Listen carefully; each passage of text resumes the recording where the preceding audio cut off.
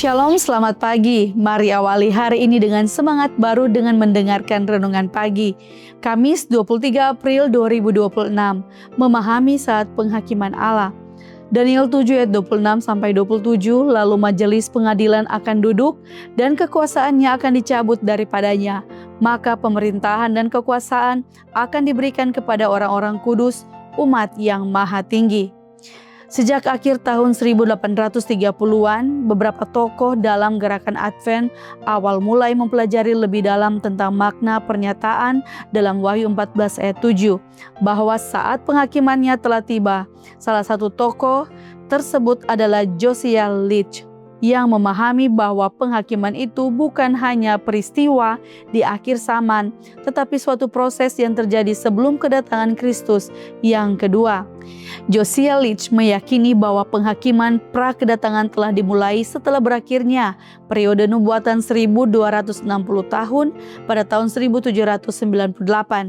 Ia melihat bahwa proses ini akan berlangsung sampai mendekati penggenapan nubuatan 2300 hari yang berhubungan dengan kedatangan Kristus. Pemahaman tentang penghakiman sebelum kedatangan Kristus tidak berhenti setelah kekecewaan besar pada Oktober 1844. Beberapa orang terus mempelajari Alkitab untuk mencari penjelasan yang lebih jelas. Enoch Jacobs misalnya melihat kaitan antara penghakiman dan gambaran hari pendamaian dalam Perjanjian Lama. Ia menyimpulkan bahwa penghakiman terjadi sebelum kedatangan Kristus dan sebelum kebangkitan orang-orang benar. Kemudian pada awal tahun 1845, Apollos Hale dan Joseph Turner juga mempelajari perumpamaan tentang perjamuan kawin.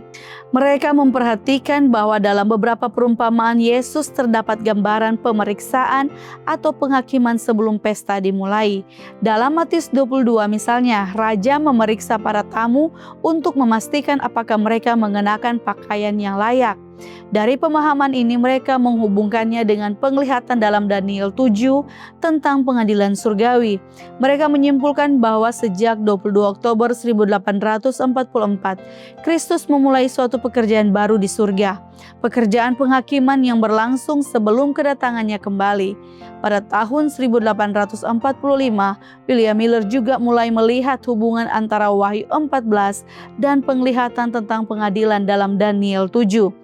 Ia memahami bahwa sejak tahun 1844, Allah sedang menjalankan proses penghakiman surgawi untuk menentukan siapa yang setia kepadanya. Dengan demikian, ketika Kristus datang kembali, para malaikat sudah mengetahui siapa yang akan dikumpulkan sebagai umatnya. Pemahaman ini menolong banyak orang percaya melihat bahwa rencana Allah tetap berjalan. Meskipun mereka sebelumnya mengalami kekecewaan dalam memahami waktu kedatangan Kristus. Kiranya renungan di pagi hari ini dapat menjadi kekuatan bagi kita semua dan menjadi perenungan kita sepanjang hari ini. Amin. Mari kita berdoa. Terima kasih Tuhan untuk penyertaan-Mu kepada kami supaya malam istirahat boleh bangun pagi ini, kembali kami boleh dikuatkan dengan firman-Mu. Berkati firman ini boleh menuntun kami di sepanjang hari ini dalam segala aktivitas, pekerjaan maupun pelayanan kami. Penyertaan Tuhan juga boleh menjadi bagian dari orang tua kami, sanak saudara kami di mana saja mereka pergi dan berada. Ini doa kami Bapa, ampuni dosa kami, dalam nama Tuhan Yesus Kristus kami sudah berdoa dan mengucap syukur selalu. Haleluya. Amin. Demikianlah renungan pagi hari ini. Silakan share video ini dan subscribe YouTube channel Cornelius Media dan follow kami di Instagram dan Facebook @corneliusmedia. Tuhan memberkati kita semua dan sampai jumpa esok hari.